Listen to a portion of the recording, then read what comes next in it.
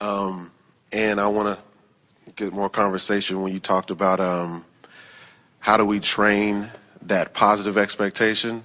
How do we, because honestly, on the internet, I can have anything I want.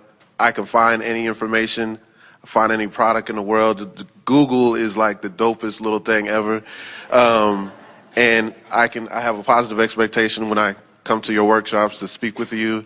I have positive expectations on so many things in my life, but I've practiced that, and I'd like to figure out a way to practice some of those things. Well, that's why, you see, if we talk to you conceptually, if we talk to you about the laws, we can achieve instant resonance with you. In other words, we can feel you clicking with what we're saying here. You know what we're saying. You know it. But if we were to talk to you, or if we were to talk to Esther about her broken table right after they dropped it, that's the wrong subject. Okay.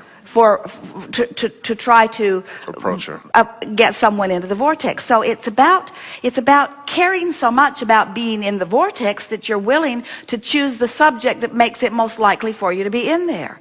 That really is what it's about. If you'll get in the vortex and then talk about your issues, the vortex will spit you out, but then use something easy to get in, and then bring your issue in, and the vortex will spit you out. But then use something easy to get in, and before you know it, you'll be able to stay in the vortex while you talk about anything.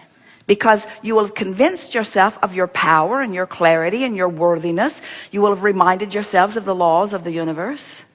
What you just said to us is, some subjects are easier for me than others. And we notice that the more general you are in your approach to a subject, the easier it is to get into the vortex. And the more specific you are, then sometimes the harder it is to get in there. But we also know that once you get in and have trained yourself in, the more specific you are, the better ride you have.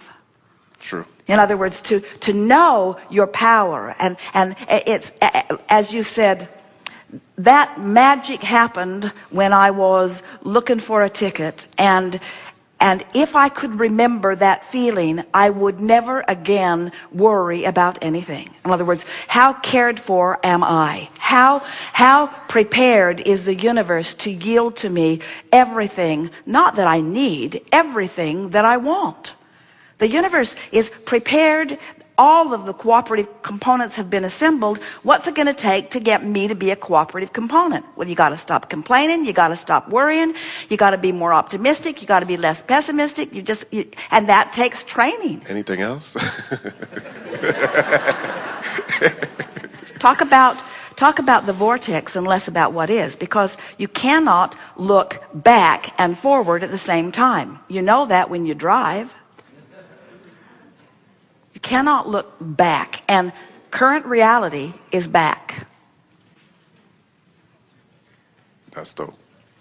Now, how do you know? Think about it. Let's talk about it from an emotional basis. So, let's look at current reality. Let's look at current reality only for a little while, and feel boredom descend immediately. It just does. Whether it's a relationship, whether it's what you're doing for a living, whether it's the new house that you just finished.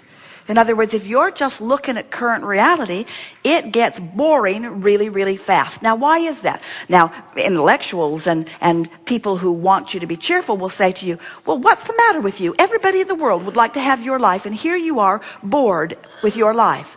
You want to just look them square in the eyes and say, it's a universal principle. We are not meant to stand still.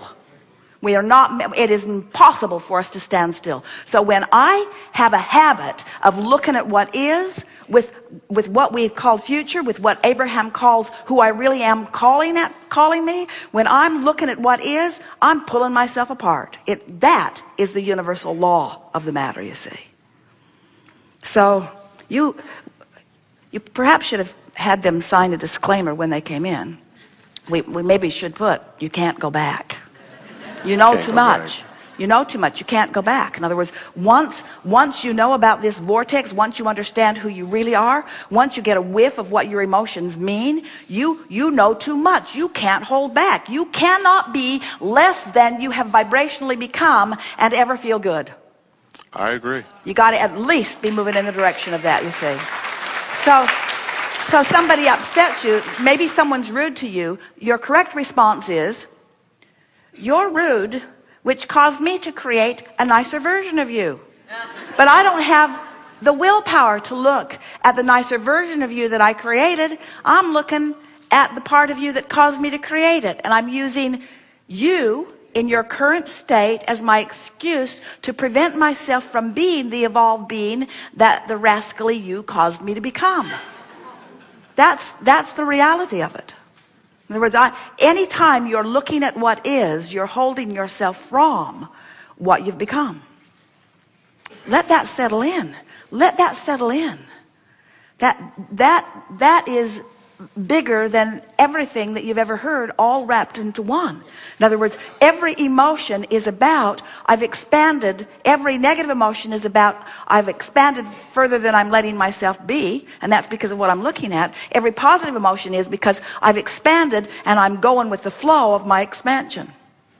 And think about elation, love, appreciation. How do they feel? Interest, how does that feel? Think about boredom, how does that feel? Anger, frustration, what isness and what isness. This is what we're wanting to convince you of. And you are wonderful to even consider it when you live in a dimension where you've been hanging your hat on physical hooks for so long. In other words, we get it that this physical stuff is intoxicating. But it's not where it's at. It's where it's been. With one thing you said earlier, one of the things I wrote down is... Have you noticed with your kids, pardon us, but you have to say this. Have you noticed with kids, with little people, they'll say, "Now what?" What do you mean, now what? You haven't even got your iPod out of the box. Now what? Now what? Now what? Now what? Now what? They're just, Luke is 4, and he taught his grandmother how to download a song. In other words, they are so ready for what's next and what's next and what's next and what's next and what's next. And you are too. It's just been sort of trained out of you. So behaviorally, you tolerate it. But emotionally, you're freaking out. Yeah.